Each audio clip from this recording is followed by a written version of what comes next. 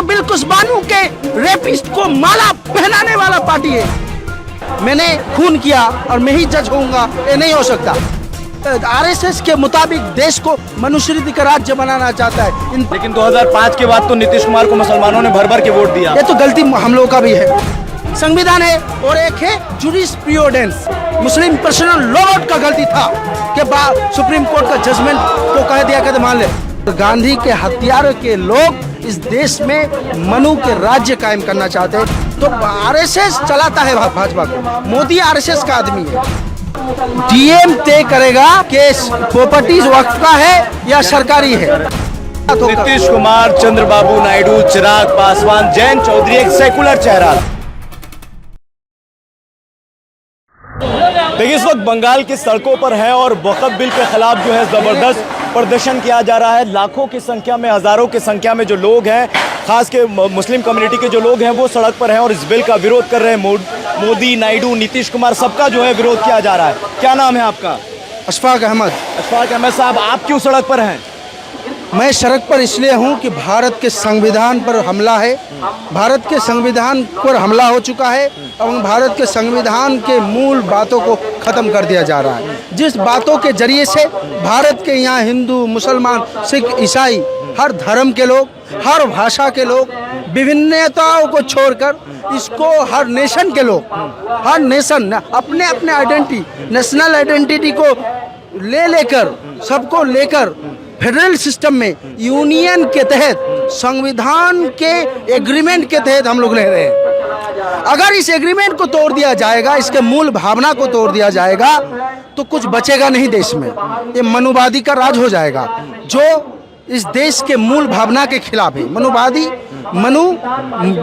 देश के मूल भावना के खिलाफ है, देश के स्वतंत्रता के खिलाफ है, मनुष्यों के खिलाफ है, हर वर्ग का खिलाफ है, दलितों के खिलाफ है, महिलाओं के खिलाफ है, मुसलमानों के खिलाफ है, क्रिश्चियनों के खिलाफ है, सबके खिलाफ है। और गांधी के हत्यारों के लोग इस देश में मनु के राज्य कायम करना चाहते हैं। मनुस्मृति को कौन है गांधी के हत्यारा? तो गांधी के गोडसे था जो आरएसएस के साथ उनका संपर्क था, आरएसएस के ही लोग थे। गांधी के हत्यारा आरएसएस है। लेकिन ये बिल तो भाजपा सरकार लेकर आई है ना। भाजपा आरएसएस का सिस्टर है, आरएसएस का बच्चा है, तो आरएसएस चलाता है भाजपा को। मोदी आरएसएस का आदमी है, अमित शाह ये सब आरएसएस का आदमी है, तो आरएसएस इसको चलाता है। और आरएसएस का गोलवलकर का बंच ऑफ थॉट में लिखा हुआ है कि भारत के मुसलमान इस देश में समान नागरिकता के अधिकार नहीं रखता, इसको सेकंड क्लास सिटीजन दिया जाना चाहिए। उसी को वो लागू कर रहे हैं, उसके खिलाफ हम हैं। हम संविधान बचाने के लिए हैं, हिंदू मुस्लिम भाईचारा बचाने के लिए है, हिंदू देश को बचाने के लिए है। लेकिन ये बिल तो मुसलमानों के हित के लिए है ना। भाजपा, अमित शाह के लोग जो हैं, अमित शाह हो, भारतीय जनता पार्टी के लोग हो, तो कह रहे हैं कि मुसलमानों के हित के लिए, पासमानदा मुसलमान हो, महिलाओं, सबके लिए। बिल में एक बात कहा गया है, वक़्फ़ की जो प्रॉपर्टीज है डीएम तय करेगा कि प्रॉपर्टीज वक्फ का है या सरकारी है। तो डीएम कौन होता है? सरकार के आईएएस ऑफिसर होता है। अब देखिए, नेचुरल जस्टिस का नियम है, एक कानूनदा के नाते मैं बता रहा हूँ, यू कैन नॉट बी जज ऑफ योर ऑन कोज। आप अपने कोज के जज नहीं हो सकते। मैंने खून किया और मैं ही जज होऊंगा, ये नहीं हो सकता। तो गवर्नमेंट सबसे ज्यादा वक़्फ़ के प्रॉपर्टी इनक्रोच करके रखा है और गवर्नमेंट के लोग तय करेंगे कि सरकारी है या वक्फ की है, मतलब ये गवर्नमेंट को दे देने का काम है। भारत के मुसलमानों की मस्जिदों पर हमला है, ईदगाह। आपने क्या किया? वक़्फ़ पे यूजर आप बचाना चाहते तो वक़्फ़ पे यूजर को हटाया क्यों? वक़्फ़ पे यूजर मतलब 50 साल 100 साल से यूज हो रहा है मस्जिद के तौर पर। वक़्फ़ पे यूजर को हटा दिया गया है। वक़्फ़ पे यूजर को हटाकर आप क्या कर रहे हैं? तमाम मस्जिदों को दखल करेंगे, ईदगाहों को दखल करेंगे, आप सरकारी बनाएंगे, कब्जा करेंगे। तो आप अगर मुसलमानों के हित में होते, महिलाओं के हित में होते, पसमानदा मुसलमानों की, इस्लाम में कोई पसमानदा होता नहीं, सब समान होता है। हाँ, तो अगर मैं मान लेता हूँ एक बात, तो आप इनक्रोच खत्म करने के लिए कानून लाते, इनक्रोच करने के लिए कानून क्यों लाए? दूसरा बात, आपने लिमिटेशन एक्ट हटा दी है। लिमिटेशन वक्फ के कानून में ओवरराइडिंग था, लिमिटेशन नहीं था। यानी कानून है, साधारण कानून है, एडवर्स पोजीशन या 14 साल 12 साल आपका कब्जा में अगर रहता है तो 12 साल के बाद वो आपका हक आ जाता है उसमें। लेकिन वक्त में अगर 100 साल से भी आप कब्जा करके रखेंगे फिर भी आपका हक नहीं आता था पहले के कानून में। लेकिन अब के कानून में क्या किया, आपने लिमिटेशन हटा दिया। मतलब अडानी 12 साल से कब्जा करके एंटेलिया बना के रखा है तो उसको दखल कर लेंगे। Government governor house, high court, Eden garden और तमाम संपत्तियां इसको कब्जा करके रखा है। हाँ, कब्जा करके रखा है, उसको तो आप ले लेंगे डायरेक्टली। तो ये बचाने के लिए नहीं है, ये उम्मीद नहीं है, ये उम्मीद का किरण नहीं है। ये उम्मीद को खत्म करके मुसलमानों का राइट, संवैधानिक राइट, ये बात को समझना चाहिए देश के लोगों को। संवैधानिक राइट, संविधान नहीं बचेगा तो देश में बचेगा क्या? ये बिल भी तो संवैधानिक तौर पे पास हुआ, लोकसभा से राज्यसभा से मेजोरिटी तो उनके पास थी ना, वही लोग ना पास किए जिनको जनता चुनकर पार्लियामेंट में भेजी। संविधान के कुछ आर्टिकल है, आर्टिकल 26 फंडामेंटल राइट में जो आता है, इसको पार्लियामेंट भी चेंज नहीं कर सकता। पार्लियामेंट चेंज नहीं कर सकता। तो इसका उल्लंघन हुआ है, उल्लंघन हुआ है। ये सुप्रीम कोर्ट में चैलेंज हो गया है और सुप्रीम कोर्ट में भी हम आर्गुमेंट रखेंगे। अगर जज बिक्री हो जाए तो हम इसको, उसके राय को भी नहीं मानेंगे, क्योंकि हम स्पष्ट देख पा रहे हैं कि कानून के, सिर्फ समझ लीजिए देश में कानून का अंधा राज तो नहीं होगा, देश में कानून का राज होगा। तो कानून का नियम क्या है, थ्योरी क्या है? संविधान है और एक है जुरिस्प्रूडेंस। जुरिस्प्रूडेंस के खिलाफ संविधान भी नहीं जा सकता।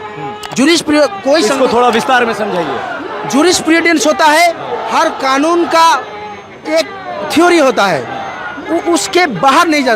किसी को आप नेचुरल जस्टिस जहाँ कहा जाता है, जिसको प्रिंसिपल ऑफ जस्टिस, न्यायपूर्ण होना चाहिए। किसी को न्याय उसके साथ नहीं, उसके साथ न्याय से वंचित नहीं रखा जा सकता। तो कोई भी कानून, अगर संविधान भी न्याय से वंचित रखता है तो संविधान मान्य नहीं होता है नेचुरल जस्टिस में। ये थ्योरी ऑफ लॉ के भी खिलाफ है। तो आप लोगों ने सुप्रीम कोर्ट में चैलेंज किया, हाई कोर्ट में भी चैलेंज इसी तरीके से मुसलमान जब बाबरी मस्जिद का फैसला है तो वो भी सुप्रीम कोर्ट में। हमारी गलती थी कि हमने सुप्रीम कोर्ट के कुछ जजों को, दिल्ली में देख रहे हैं ना, जजों की घर में करोड़ों रुपया मिल रहा है, तो हमारी गलती थी, मुस्लिम पर्सनल लॉ बोर्ड का गलती था कि सुप्रीम कोर्ट का जजमेंट को कह दिया कि मान ले। मुसलमान ने अपने दिल में ठंडक रख लिया, लेकिन एक बाबरी चला गया और तमाम मोहल्ले की मस्जिद में जाने नहीं दे सकते। आप क्रिश्चियनों पर हमला करेंगे, ऑर्गेनाइजर पत्रिका में आरएसएस ने लिखा है, राहुल गांधी जी ने अधिवेशन अहमदाबाद के बताए हैं। भारत के ज्यादातर हिंदू मोदी के खिलाफ है, लेकिन मोदी बाइनरी पॉलिटिक्स करके जीत के आ रहे हैं। इसको हमें हटाना ही है। तमाम हिंदू मुसलमान भाइयों को एक साथ होकर, नीतीश कुमार, चंद्रबाबू नायडू, चिराग पासवान, जयंत चौधरी एक सेकुलर चेहरा थे, मुसलमानों ने इनको वोट किया था, लेकिन मुसलमानों से आखिर मुंह क्यों मोड़ा इन्होंने? ये आरएसएस के दलाल है। नीतीश कुमार, नायडू, ये सब आरएसएस के पास बिक चुके हैं। लेकिन जैसे राष्ट्रीय मुस्लिम मोर्चा के नाम से कुछ नकली मुसलमान बिक गए हैं, उसी तरह ये भी बिक चुके हैं। नीतीश कुमार, नायडू, चिराग पासवान सब बिक गए। इन पर भरोसा नहीं है, ये आरएसएस के दल्ले हैं। इन दल्लों को अब मुसलमान विश्वास बिल्कुल नहीं करेगा। लेकिन 2005 के बाद तो नीतीश कुमार को मुसलमानों ने भर भर के वोट दिया। ये तो गलती हम लोगों का भी है। गलती हम लोगों का है कि हमने तुम्हें भरोसा किया और तुमने हमें धोखा दिया। हमने तुम्हें भरोसा किया, तुमने हमें धोखा दिया। हमने किसी को धोखा नहीं दिया। हम दस्तूर के मुताबिक, भारत के दस्तूर के, इंडिया के दस्तूर के मुताबिक सब काम कर रहे हैं। ठीक है। महाराष्ट्र के एक नेता हैं, शिंदे गुट के नेता हैं, वो कह रहे हैं कि अगर मुसलमान सड़कों पर आएगा, शाहीन बाग बनाएगा, तो हम जो है जालियावाला बाग बनाएंगे। उसके खिलाफ कोई कार्रवाई नहीं होती है। आप महाराष्ट्र में मत जाइए, यहाँ पर आ जाइए। बंगाल के बात करूँ, सुकांत मजुमदार कहा है गुजरात बनेगा। गुजरात मतलब बिल्कुस बानू का रेप करेंगे। बिल्कुस बानू की रेपिस्टों को महिलाओं के पक्ष में किस तरह है? ये तो बिल्कुस बानू के रेपिस्ट को माला पहनाने वाला पार्टी है। ये पार्टी, ये आरएसएस, ये देश के गद्दार लोग, देश के गद्दार लोग इस देश को खत्म करने के लिए आरएसएस के दलाली आरएसएस के मुताबिक देश को मनुस्मृति का राज्य बनाना चाहता है। इन पर संविधान और तिरंगा पर भरोसा नहीं है। ठीक है, क्या नाम बताएं? अशफाक अहमद। अशफाक अहमद साहब है, सुप्रीम कोर्ट हाई कोर्ट में एडवोकेट है और कह रहे हैं कि जब तक ये बिल वापस नहीं होगा हम सड़कों पर इस तरीके से लड़ाई लड़ेंगे, चाहे कानूनी तौर पर हो या सड़क पर प्रोटेस्ट करने के तहत हो। बहरहाल इस वीडियो को लेकर आपकी क्या प्रतिक्रिया है हमारे कमेंट बॉक्स में जरूर राय दीजिएगा। बहुत बहुत शुक्रिया।